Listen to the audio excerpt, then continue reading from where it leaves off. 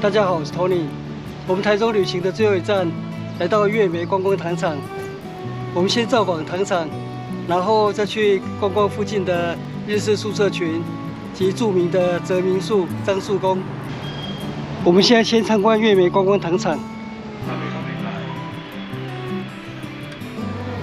月梅糖厂创建于日治时代1909年，为日本资本家小松南弥创建的大甲制糖所。日治时期几经转手，战后由政府接收，成立台湾糖业股份有限公司，成为台糖公司月梅糖厂。民国88年停止生产，转型为观光糖厂。园区里还有不少日治时代的旧建筑。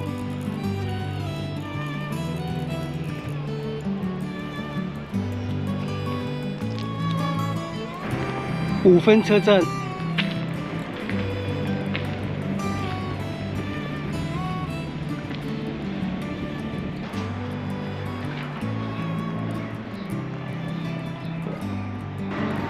这是仓库区。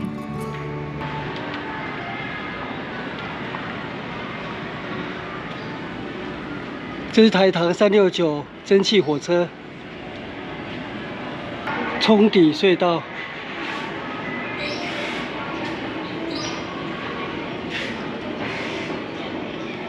参观百年工厂，这里有制糖流程的简介。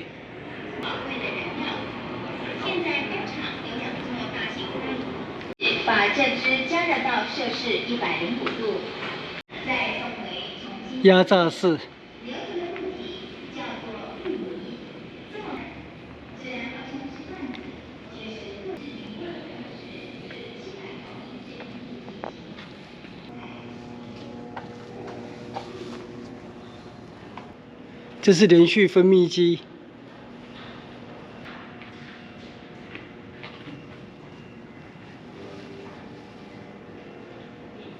锅炉室。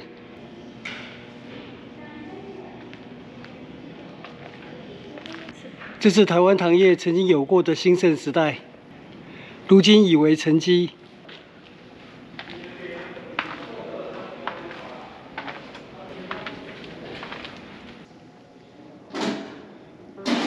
月梅钢筋混凝土烟囱，制造日期昭和14年。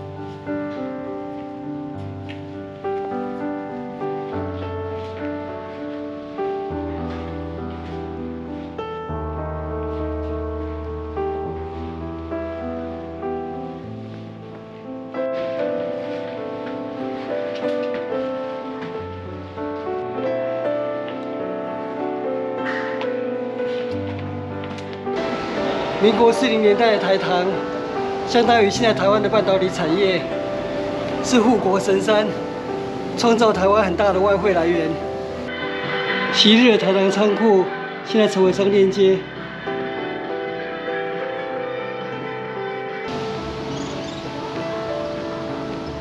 我们现在离开月梅观光糖厂，接下来前往日治宿舍群泽民宿。这里是日式宿舍群，在月梅糖厂附近，是以前糖厂的员工宿舍。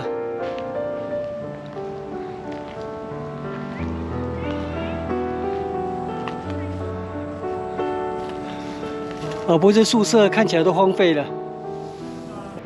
这里也有一栋，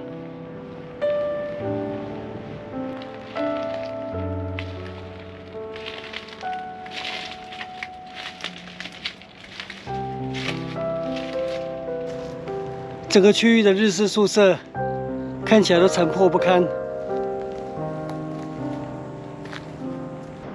这条巷子这边还有。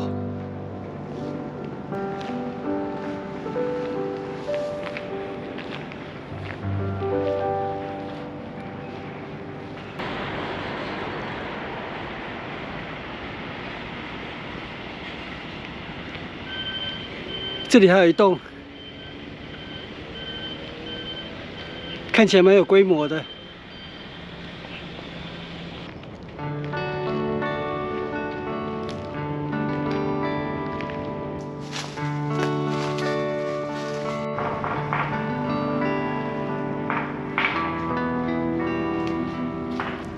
盛极一时的台糖月美糖厂的员工宿舍，现在如此沧桑。接下来我们就开车前往附近的樟树宫。月眉福德祠，这是月眉地区最古老的一间土地公庙，创建于清嘉庆5年。庙后方就是著名的樟树宫，又称大樟宫，号称千年樟树宫。这棵樟树宫树基周围16.3公尺。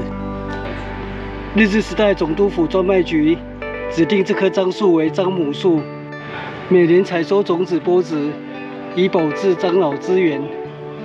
民国71年，当时台湾省政府主席李登辉命名为泽民大樟树，因此这棵千年樟树宫又被称为泽民树。我后面就是千年樟树宫，非常的壮观，是我见过最大棵的樟树，而且是在平地，非常的难能可贵。也非常容易造访，车子就可以直接开到庙前面。这里有4块石板，是福德祠旧庙的建材。这里有写，这是清光绪5年福德祠的屋顶的石板。